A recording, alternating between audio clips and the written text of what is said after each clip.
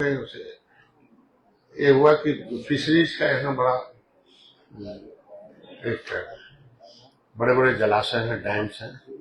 तो उसमें हम लोगों ने इस 8 जिले पूरे प्रदेश में चुने गए थे और उस 8 जिले में चुने गए थे जिसमें सोनभद्र को भी मैंने शामिल किया था कि हमारे यहाँ मछुआ कल्याण कोष है, उसमें महिलाओं के सशक्तिकरण के लिए जलाशय में जलाशय, तो उसकी प्रगति देखनी थी और उनकी ट्रेनिंग करानी थी क्योंकि वो महिलाएं हैं, महिलाओं के नाम केज है। अब वो कैसे केज में मछली पालन करेंगी, कैसे उससे समृद्धि लाएंगी, कैसे उनको आय दुगना होगा, उसके लिए ट्रेनिंग के लिए आया था कि उसके लिए जल्दी से लोगों को लगाया जाए, लगाकर सभी लाभार्थियों को जल्दी ट्रेनिंग करा दिया जाए कि बड़े बड़े जलाशय तो बड़े बड़े लोगों के पास होता क्योंकि वो राजस्व का मामला है वह तो, लेकिन उसके अंदर 5% जो जमीन मतलब पानी है उसमें जलाशय तैरता हुआ है। नई टेक्नोलॉजी है जिसके विकास के लिए पूरी दुनिया के लोग हैं कि वो उसके अंदर फिश पालन आसान हो जाता है, उसको फिश का मछलियां बढ़ती भी क्योंकि जो दाने डाले जाते हैं उसको जल्दी खा के बढ़ती है और बढ़ती है और उसको फिश की जो फिश हार्वेस्टिंग होती है मतलब जो मछली पकड़ने का है वो बहुत कम कास्ट आता है क्योंकि बड़े बड़े जलाशय में मछलियां तो है लेकिन उनको पकड़ना बड़ा कठिन है, इसके लिए उसमें प्रोडक्शन कम आते हैं, समुद्र में बहुत कम आते हैं, बड़े रिजर्वायर में कम आते हैं, पोखरे में ज्यादा आते हैं। लेकिन ये जो प्लास्टिक का जलाशय होता है वो एक रोलर लगा दीजिए तो मछली किनारे आ जाती है, जिस साइज की मछली हो। तो मछली के उत्पादन में एक और मार्केटिंग में एक बड़ा सामंजस्य है कि अगर मूली की खेती जैसे होती है कि हम आज तो बड़ी मोटी मूली हो गई, पहले उसे उखाड़ लेंगे, फिर दोबारा जो उससे पतली होगी जल्दी मोटी हो जाएगी, उसी तरीके से मछली पालन में है जो बड़ी मछली उसे पकड़ लिया जाए फिर छोड़ दिया जाए, बड़ी मछली पकड़ते रहे तो हार्वेस्टिंग हो नहीं पाता है, जाल में फिर छोड़ना पड़ता है पकड़ के लाओ। लेकिन ये जो केज कल्चर है इसमें हम आराम से रोलर से जाल को किनारे कर लेते हैं, जिस साइज की मछली है उसको उठा लेंगे बाकी छोड़ देंगे और उनको रन कराने में कसरत करने पर जल्दी ग्रोथ हो जाता है और भोजन कम लगता है, आराम से मछली बढ़ जाती है। तो हमने सोनभद्र को चुना था और सोनभद्र में ज्यादा हमने सबसे अधिक केज कल्चर दे रखा तो उसे जल्दी कराना था। और यहाँ तमाम एक परिवार ऐसा था कि जिसके खिलाफ एक मौर्य मास्टर थे और उनको जो पिछला अधिकारी था जिसको यहाँ से हटाना पड़ा, उसको खिलाफ कार्रवाई लिखा।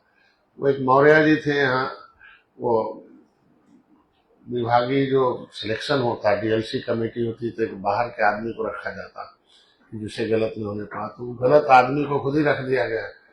और मैं पिछले बार कहा था तो उसमें कार्रवाई नहीं की लोगों ने। उसने क्या किया कि उसने मौर्य को रख के उसके परिवार के कई लोगों का सिलेक्शन करा दिया था। तो मैंने पिछले बार रुकवा दिया था लेकिन अभी डीएलसी कैंसिल नहीं हुई, उसका जो प्रोजेक्ट पास था उसे कैंसिल करने का निर्देश आज मैंने डीएम से कर दिया और उनके विभागीय कार्रवाई के लिए जांच लिख दिया।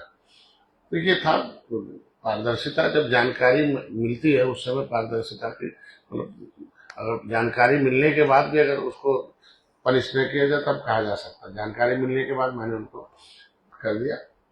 दूसरी, कल सहकारिता विभाग की एपेक्स की बैठक थी, पूरे प्रदेश के लोग, एक सम्मेलन था, उसमें हमारे केंद्रीय मंत्री मुरलीधर जी आए थे।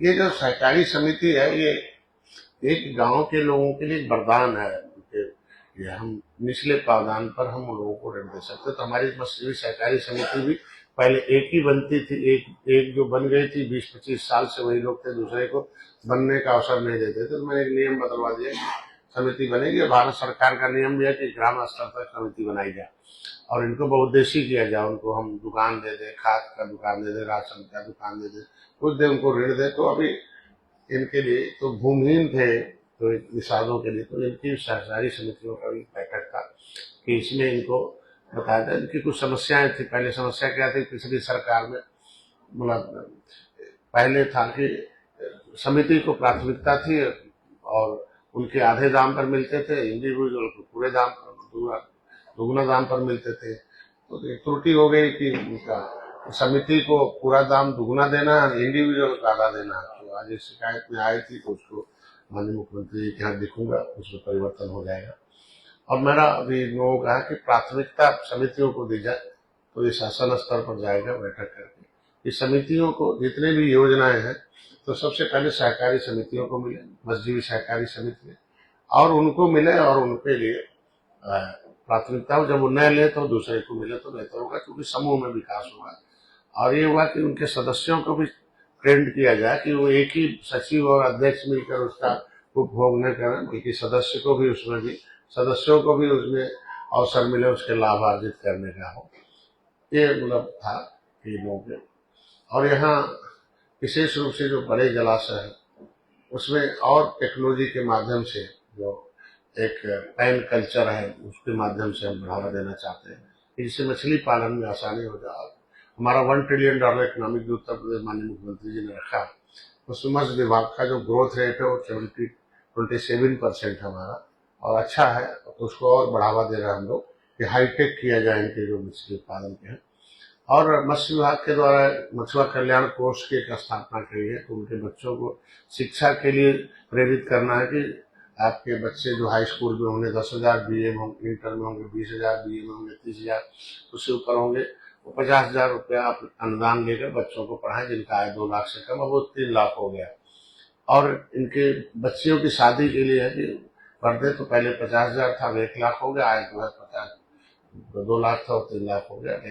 ये लगा हुआ है आज के दिन में। इनके बीमा फ्री जो था उसके लिए बढ़ने का था कि आज समीक्षा बैठक में कि बीमा इनका करा दिया जाए। और बीमा धारक को एक शिकायत थी कि जो इनका बीमा होता था, बीमा तो सामूहिक हो गया, लेकिन नॉमिनी को उसका कागज नहीं था। तो ये हुआ कि 100% जिनका बीमा हो चुका है उनको कागज दे दिया जाए, और फिर से बीमा कराने का एक कैंप किया जाए। और एक KCC जो था कि अभी एक आया था कि एक महिला ने दुकान RS ले रखी है, लेकिन KCC बैंक वाले नहीं बना रहे हैं, दौड़ा रहे 6 महीना से। तो DM साहब ने बात हुई कि अभी LDM की बैठक होगी, और उसमें जो भी KCC के फार्म है उसको हम करते हैं। तो KCC से इनका क्या होगा, पहले योजना नहीं ले पाते थे, अब KCC है कि इनको 4% ब्याज पर मिल जाएगा, तो आराम से योजनाओं में तो 40% इनका शेयर बनता दे देंगे, और 60% अनुदान लेके काम करेंगे।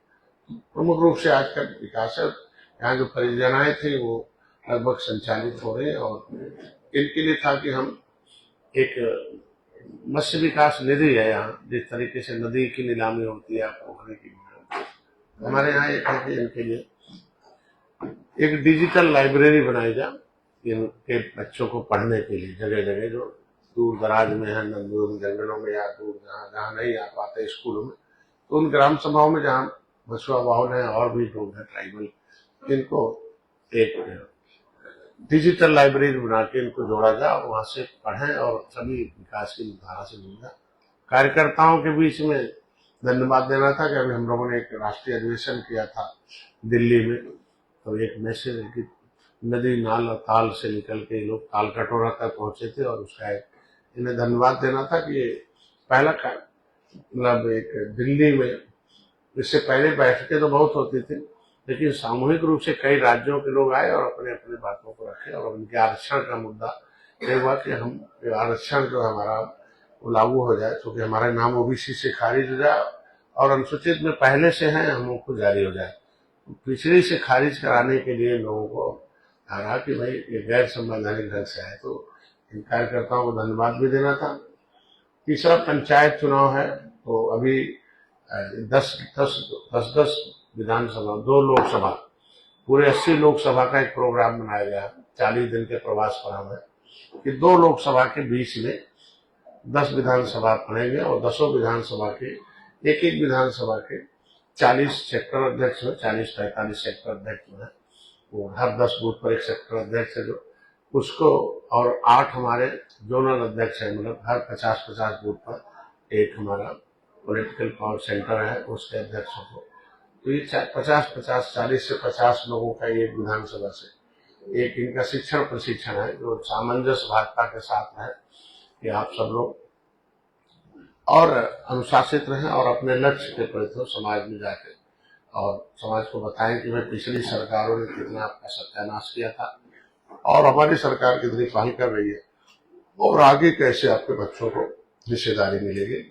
तो सामाजिक न्याय की लड़ाई के लिए इनको तैयार करने के लिए अभी मिर्जापुर लोकसभा और रावटगंज जो सोनभद्र लोकसभा इसके 10 विधानसभाओं के लोग आज एक जगह बैठक करके एक प्रोग्राम इनका है कि इनकी जो समस्या है, इनका सुझाव है और समाधान, ये हम लोगों ने मंडल स्तर पर प्रदेश किया था पूरे 20 दिन को लखनऊ में 18 मंडल का था और 2 दिन हमने युवाओं को महिलाओं का किया था। तो प्रोग्राम एक है कि एक हेडिंग है कि घर घर हो अम्बेडकरवादी विचारधारा की चर्चा और हर हाथ में हो संवैधानिक अधिकार का पर्चा। इन्हें संविधान में क्या अधिकार दिया हुआ वो अभी पर्चा इनको मिल जाएगा और इनको जो अम्बेडकरवादी विचारधारा मतलब हम संवैधानिक रूप से हमें इस तरीके से हमें संविधान के कानून के मुताबिक लोकतांत्रिक ढंग से हम अपने वोट से अपने समस्याओं का, अपने समाज के, देश का, इनके ये कि राजनीतिक अभिभावक है, जनता के पैसे और जनता के भविष्य के लिए कैसा अभिभावक आप चुनना चाहते हो, चाहे वो प्रधान हो अभिभावक है ग्राम सभा का, जिला पंचायत सदस्य का अभिभावक होगा 50 बूथ का 25 गाँव का लगभग, बीडीसी कैसा अभिभावक चुनना चाहते जो आपकी आवाज उठाए, प्रमुख कैसा बनाए वो, जिला पंचायत सदस्य कैसा बनाते जो जिला पंचायत अध्यक्ष कैसा बनाए।